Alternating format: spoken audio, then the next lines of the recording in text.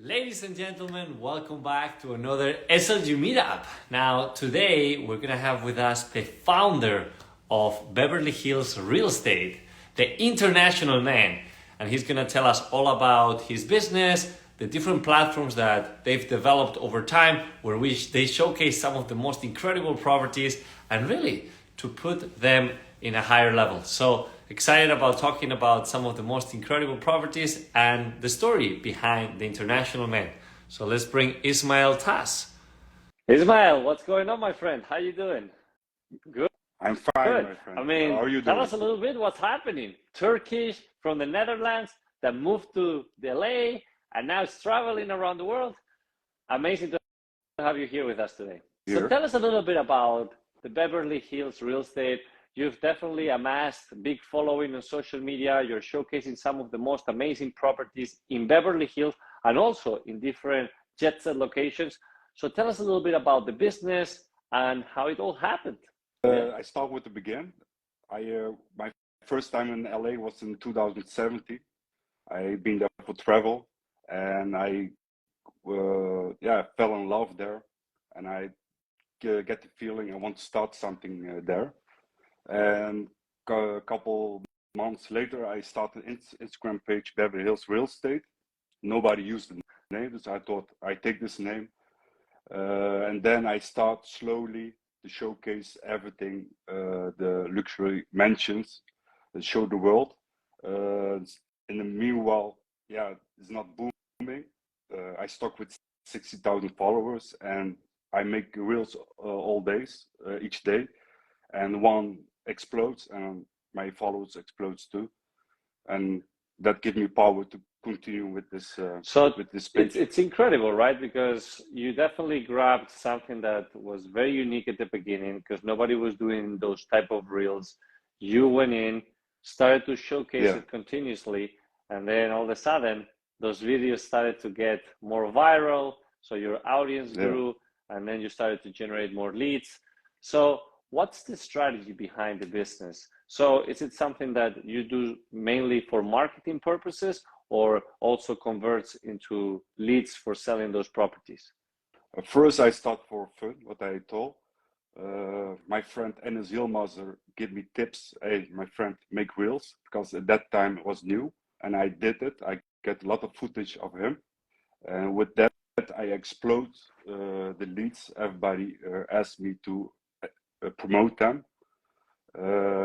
That's why I start that way, and I get leads, and I give the leads for the realtors, and that's leads is very important. Well, yes, it's a very competitive market. Everybody wants to be ahead of the game, but if you don't get leads, you're not going to go anywhere, right? So it's important to understand how to master the social media platforms in order to create an inflow of leads that then you can distribute accordingly.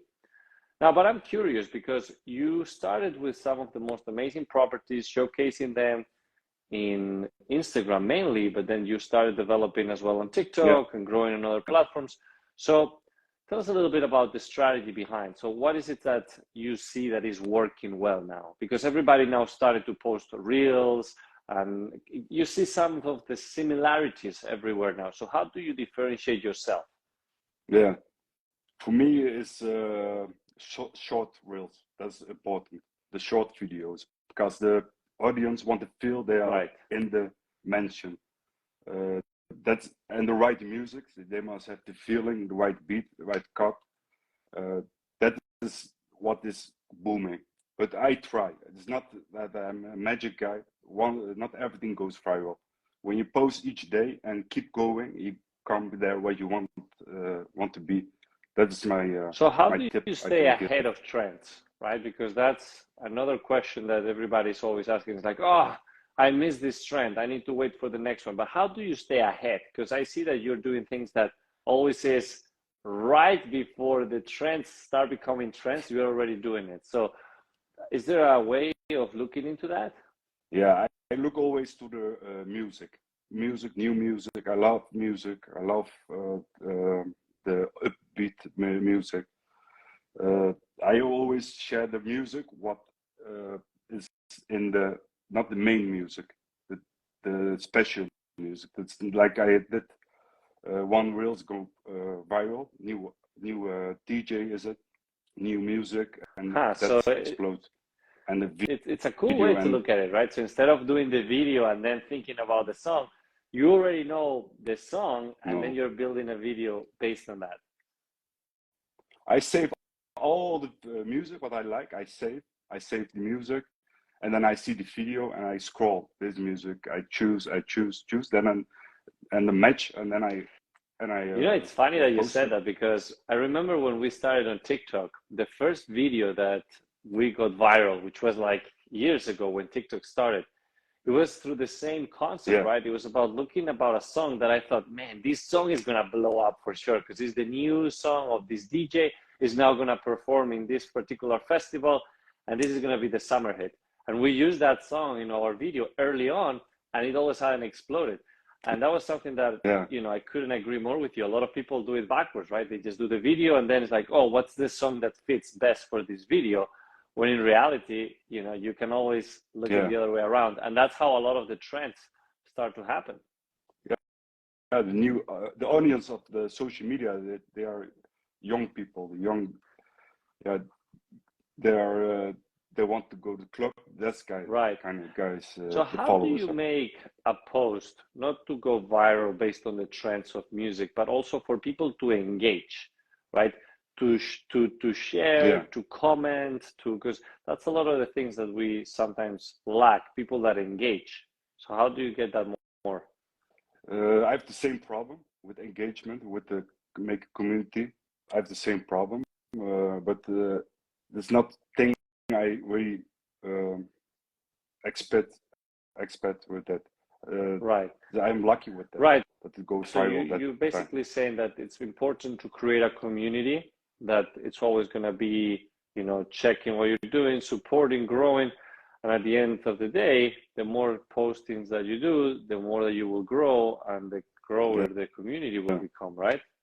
You play each time. You're not winning, but at that time you're winning, and then explode. So you were saying at the beginning that when you started, you didn't know very well which direction to go. So you started asking some of the most successful people in that space, your friend that is killing it on YouTube and everywhere else, and how important it is, the collaborations, how important it is to bring the people that are already amazingly into your platform. It's very important, because it's the image what you're building. When you are work with the best, you create that you are the best too. That's very important, and this you must have talent for that.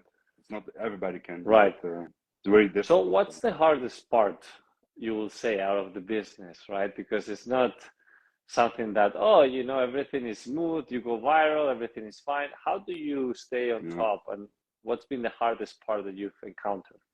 Yeah, the music choice. Which you choose the video and then post each day. That's the very hard part. Okay, amazing. No, so look, I feel like you've been doing some really interesting videos out there. Tell me a little bit about the future. Like, how do you envision like these new platforms, right? You see Threads, now you see Twitter that is changing. Now it's called X. So what do you see that is happening with social media and the impact that it's having on real estate? Yeah, the thing is, each time it changes. Like Instagram, I don't know, it stay long time, because always come new platform, what you said. Yeah, keep going, keep be online always. Look always what's on your vision, and then go for it. Right. Sorry. No, I mean, you always have to be on the lookout for what's new. Try to be a trendsetter, because sometimes those platforms might work, might hit, or might not. But if you're early on and you know how to transition towards that platform, you might get a hit, right? Like when Clubhouse started, I remember a lot of people jumped into it earlier on, and it helped them to connect with some amazing people. But then it tanked. So it's about being always on the lookout, as you said, and not being afraid of trying new things, because some people, they just stick to one thing. But if that thing does disappear one day, then what else have you done, right? So it's using leverage. I agree with you. Like what I did with Instagram. I post each time on Instagram, and then I begin with TikTok. I have way low views with TikTok, but I post each time. When I post on the Instagram, I post the same video on the TikTok, Right. and then you go viral. You must, what you make, you must spend all the recycle it, right? Use those pieces of content everywhere, and of course make adjustments as you are getting more traction in those platforms, because some of them like longer videos, shorter videos, more specific in this or more specific in that. So, but at the beginning, in order to not overwhelm yourself, just grab the content that you have and put it everywhere else.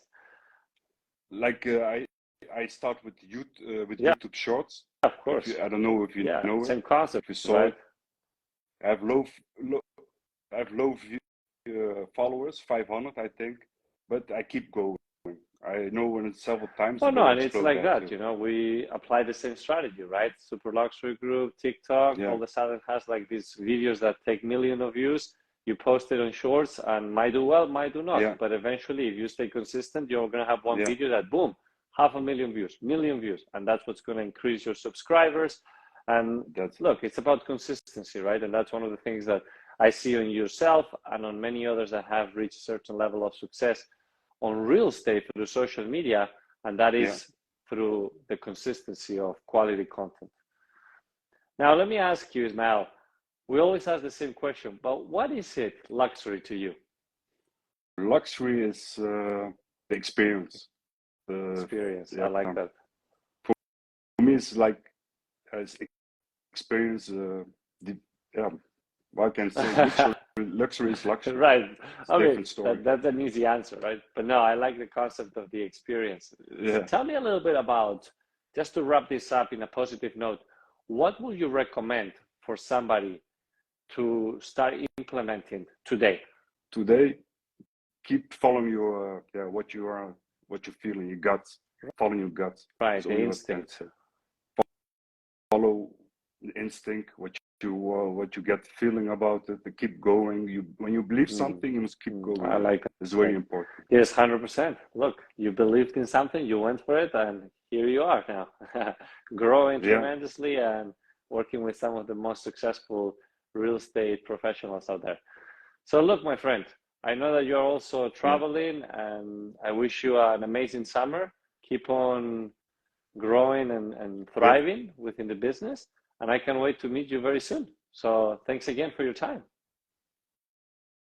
All right. So for everybody here today or listening later on, please follow Ismail, Beverly Hills Real Estate. Check out some of the amazing properties that he's showcasing and everything else involved in the business. So definitely a source of inspiration and also creativity that you can go and implement on your own social media. So thanks again, my friend, and we'll speak very soon.